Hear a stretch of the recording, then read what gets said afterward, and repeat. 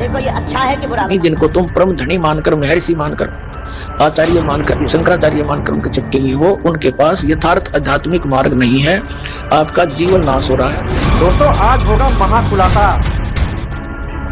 वरना आज भगवान को फिकवाया जा रहा, कल तुम्हारे माँ बाप को फिकवा देंगे, परसों तुमको फेंक देंगे। और वो सारी झूठ बोले, उनके पास एक भी सच नहीं है, दुनिया को भ्रमित किए बैठे। आज पता चलेगा असली और नकली का, किसकी बात सच्ची किसकी बात झूठी। के मंदिर में बैठे भगवान भगवान है। कि किसकी पूजा कराया करके तुम किसकी पूजा कर रहे हो? तुमने जीवन नाश अपना भी किया। अरे भोले सरदारों को मिसगाइड करके इनके जीवन नाश करने के पाप के भागी और बन गए। आखिर कौन दिखाएगा सदग्रंथ, किसमें है कितना दम, आज पता करेंगे हम। सभी धर्मों के धर्म ग्रंथ आपके रूबरू करता है ये दास। हम अपने भगवानों का अपराध, भगवानों की अवहेलना नहीं सह सकते। कुछ एक संतों ने तो ये कह दिया है कि रामपाल की पुस्तक नहीं पढ़ना, रामपाल का सत्संग नहीं देखना। तो क्या वो मित्र है उनके? तो दुश्मन है। सबका सुनो सत्संग और कंपेयर करो, सबके साथ तुलना करो। आज होगा दूध का दूध और पानी का पानी बीच। आज होगा आमना सामना। एक तरफ है धीरेन्द्र शास्त्री जी और दूसरी तरफ है संत रामपाल जी महाराज। आज इस वीडियो में आपको दिखाएंगे सच जो आपको जरूर जानना चाहिए। सबसे पहले शुरू करते हैं इस वीडियो से। बागेश्वर धाम से जुड़ी महिला ने भरे दरबार में जाकर के धीरेन्द्र शास्त्री से कह दिया कि हमारी बहू संत रामपाल जी महाराज जी की शिष्य है और वो हमसे कहती है कि मूर्ति फेंक दो। धीरेन्द्र शास्त्री जी ने क्या कहा सुनिए। क्या कहते हैं कि उठा के पत्थर को फेंको।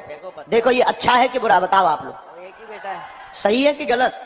आज भगवान को फिकवाया जा रहा, कल तुम्हारे माँ बाप को फिकवा देंगे, परसों तुमको फेंक देंगे। चिंता ना करो, बिल्कुल रो ना। भगवान, किसी को भगवान में पत्थर दिखाई पड़ते, हमें पत्थर में भगवान दिखाई पड़ता है। ऐसी उल्टी साधना बता दी, पत्थर का भगवान बना दिया। कहते इसकी पूजा, भगवान की मूर्ति आपके घर पे है, किसी भी इष्ट की आप पूजा करते हो, मूर्ति आपको कोई लाभ नहीं दे सकती। दोस्तों अब आप ये वीडियो देखिए। कहते हैं कि उठा के पत्थर को फेंको। देखो ये अच्छा है कि बुरा, बताओ। हिंदू धर्म में लोग 33 कोटि देवी देवताओं को पूजते हैं, जबकि संत रामपाल जी महाराज बताते हैं कि हमारे धर्म शास्त्र चारों वेद व पवित्र गीता जी में स्पष्ट रूप से केवल एक पूर्ण परमात्मा की इष्ट रूप से पूजा करने के लिए कहा गया है, जो कि इन सभी देवी देवताओं से अन्य है। जिससे लोगों को लगता है कि संत रामपाल जी महाराज हिंदू देवी देवताओं का अपमान करते हैं तथा इन्हें छोड़ने के लिए कहते हैं, लेकिन दर्शकों ऐसा नहीं है। संत रामपाल जी महाराज अपने सत्संगों में बताते हैं कि तीनों देवा कमल दल बसे, ब्रह्मा विष्णु महेश, प्रथम इनकी वंदना, फिर सुन सतगुरु उपदेश। अर्थात पूर्ण परमात्मा की प्राप्ति के लिए सर्वप्रथम हमें अपने शरीर में स्थित कमल चक्रों पर निवास करने वाले इन्हीं तीन देवताओं की, ब्रह्मा जी, विष्णु जी तथा शिव जी की सत्य साधना करनी चाहिए, जिससे हम पूर्ण परमात्मा को प्राप्त करने योग्य बने। फिर इसके आगे सतगुरु अर्थात तत्वदर्शी संत का ज्ञान सुनना चाहिए, क्योंकि श्रीमद् भगवद गीता अध्याय 4 श्लोक 34 में गीता ज्ञानदाता ने कहा है कि तत्व ज्ञान की प्राप्ति के लिए तू तत्वदर्शी संत की शरण में जा, वहीं शास्त्रों का निर्णायक ज्ञान बताएगा।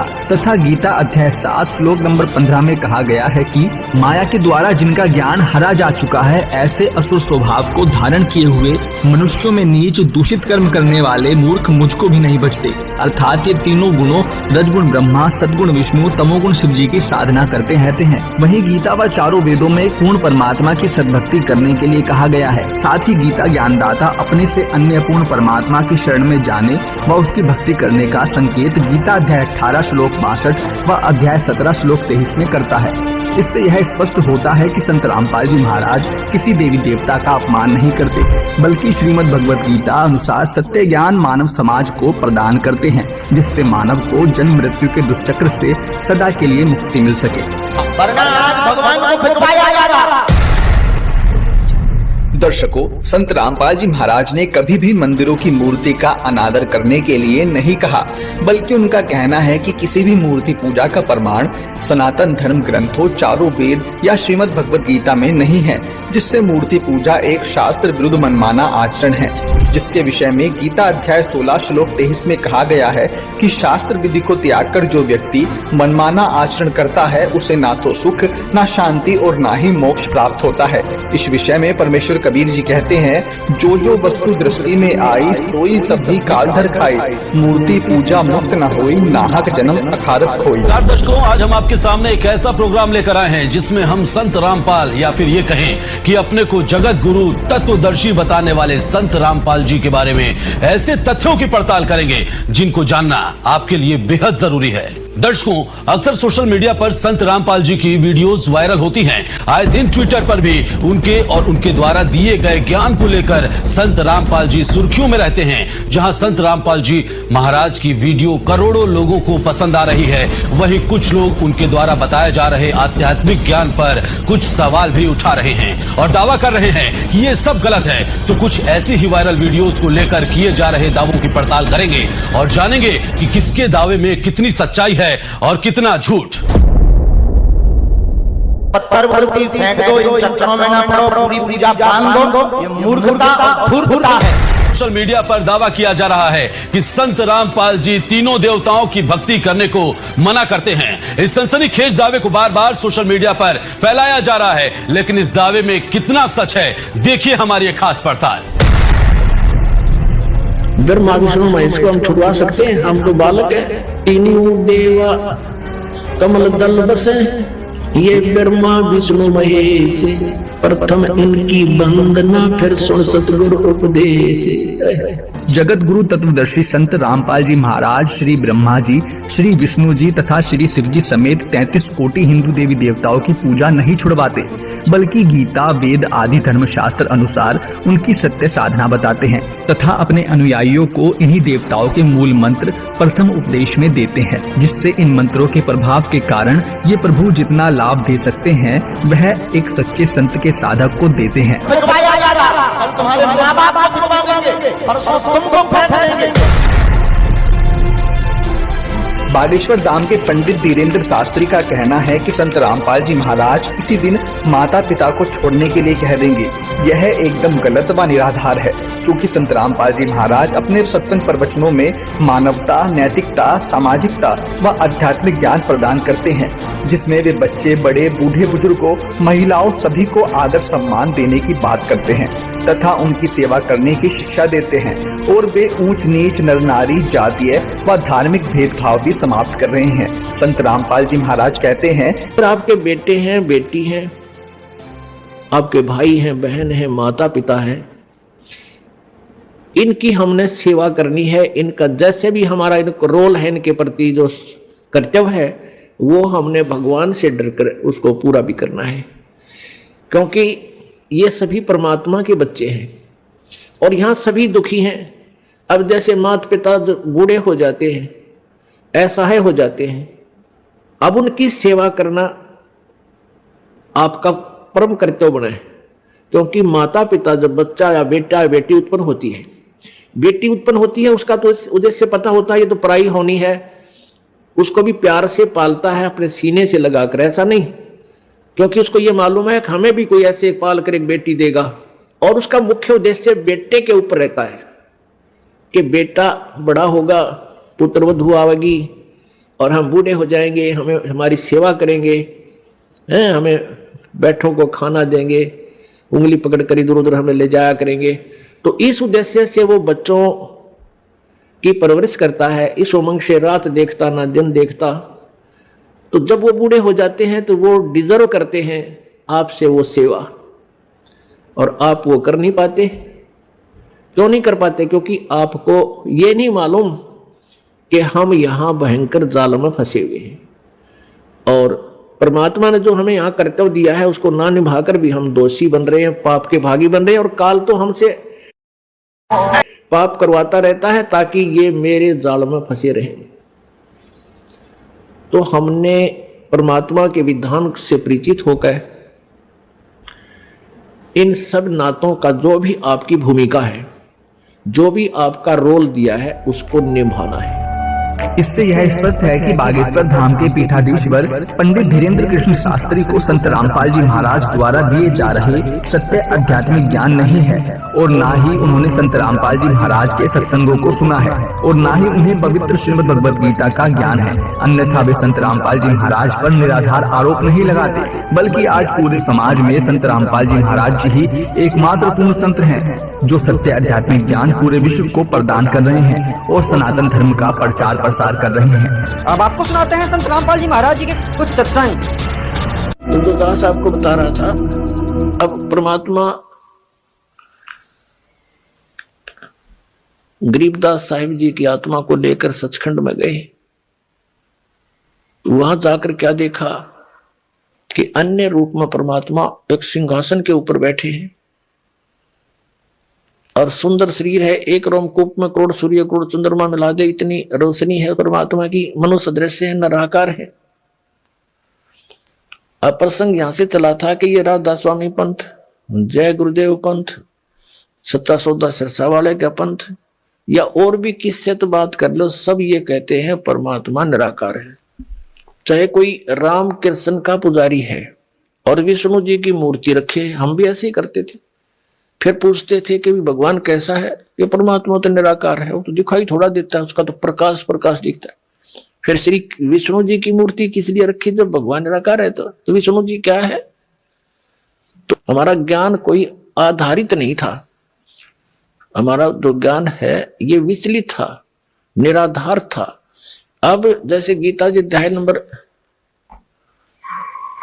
2 के श्लोक नंबर 53 में 53 में कहा कि अर्जुन, जिसमें तेरी बुद्धि भिन्न भिन्न प्रकार के भ्रमित करने वाले वचनों से हटकर एक परमात्म तत्व के तत्व ज्ञान पर स्थिर होगी, तब तो तू योग को प्राप्त होगा, तब तो तेरे में भगत के लक्षण आवेंगे, तू योगी बनेगा, भगत बनेगा। तो दास आपको ये भिन्न भिन्न प्रकार के भ्रमित करने वाले वचनों से हटाकर और उस एक तत्व ज्ञान पर स्थिर करना चाहता है। उसके लिए आप जी को सभी धर्मों के धर्म ग्रंथ आपके रूबरू करता है ये दास, और जो उस धर्म के धर्मी वर्तमान के जो प्रवक्ता हैं, वचन करता है, या अब से कुछ 100-200 वर्ष पहले तक के आ रहे हैं, जो अपना अनुभव बना करके, जो उन्होंने सारे जीवन में जैसा भगवान को जाना, सदग्रंथों को जाना, अपना अनुभव वो अलग से बनाकर चले गए पुस्तक, और उनके अनुयायी उनके द्वारा अनुभव की पुस्तक को ये मानकर ग्रहण किए हुए हैं कि ये सदग्रंथों से मेल खाती है, क्योंकि उन पुस्तकों में उन्हीं महापुरुषों और सदग्रंथों के नाम लिखे हैं कि उन्हीं से भी हमने ये जाना और स्वयं अनुभव भी ऐसा किया। तो दास ने उन सभी के अनुभव की पुस्तकें, उनके अनुभव के प्रवचन, जैसा कि टीवी आदि के माध्यम से, सीडी के माध्यम से, मीडिया के माध्यम से उन्होंने अपना जो प्रवचन कर रखे हैं, ज्ञान जनता में बांट रखा है, वो सारा आपके रूबरू कर दिया कि ये तो ये बतावे हैं।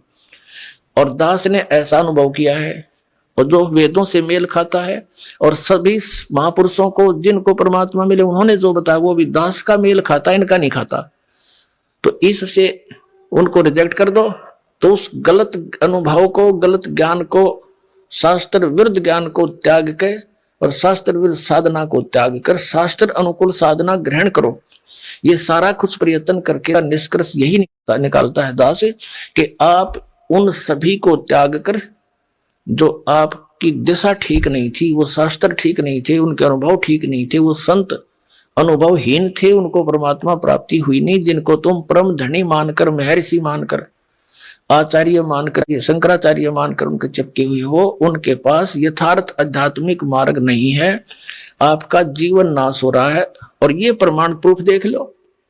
और इतना कुछ देख कर भी जो नहीं मानता है, उसके लिए परमात्मा कहते हैं वो चातुर प्राणी तो चोर हैं, जो अटपट करके दुनिया ने पीछे लगाए बैठे हैं। कहते हैं चातुर प्राणी चोर हैं, ये मूड मुग्ध हैं, ठोठ, इतना ज्ञान देखकर, प्रमाण देखकर भी उनके चिपके बैठे हैं, वो है मूड ठोठ बिना अकल के, और वो संतों के नहीं काम के, उनको दो गल जोट। तो परमात्मा कहते हैं कि वो फिर हमारे काम के भी कोई नहीं, वो वहीं मरे रहो, फिर और क्या इलाज है उनका। इतने प्रमाण देखकर और फिर विष खाने की तैयारी में, तो या तो वो नशे में है या कति मूडमती। फिर क्या बताते हैं कि जानबूझ साची तो जाए। एक भक्त ने अपने गुरु को कहा कि गुरुदेव आप संत हैं, और संत वही हो जो सच्ची बोले। पहले तो उसने उसको तैयार किया नो विवश करने को कि ये कदे अटपट ना कर जा। और भगत भगवान के मार्ग में झूठ बोलो, भगत कैसा है? कहा बेटा बच्चा ऐसा ही है कि आप अपनी आत्मा से बताइए, जो पुस्तक ये मैंने पढ़ी है और ये आपके अनुभव के विपरीत है, या सच्ची है या झूठी। तो उसने कहा भाई तेरे को सच्ची लगती होगी तू ग्रहण कर ले, मैं तुझे बाधा थोड़ा ही कर रहा हूं, मुझे तो अच्छी लगती नहीं।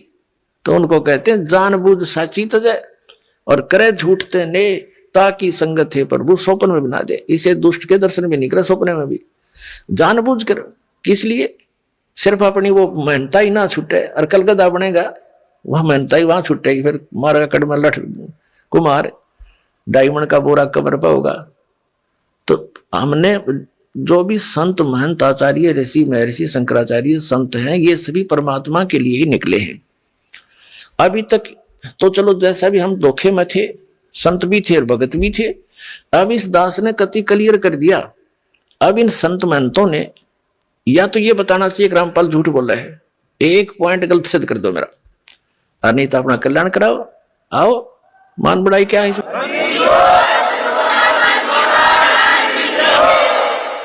अब जैसे एक डॉक्टर है और डॉक्टर के पास औषधि की खोज होगी, आपका वो रोग है, उसमें मान बढ़ाई की है। डॉक्टर का काम तो दवाई देना, मरीज का काम लेना और खाना, उसमें कौन बड़ा और कौन छोटा? डॉक्टर डॉक्टर ही है, दवाई उसने देनी है क्योंकि उसको मिल गई है।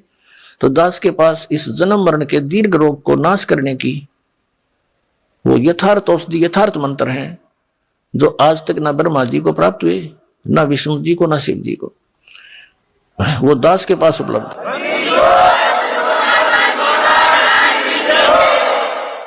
दोस्तों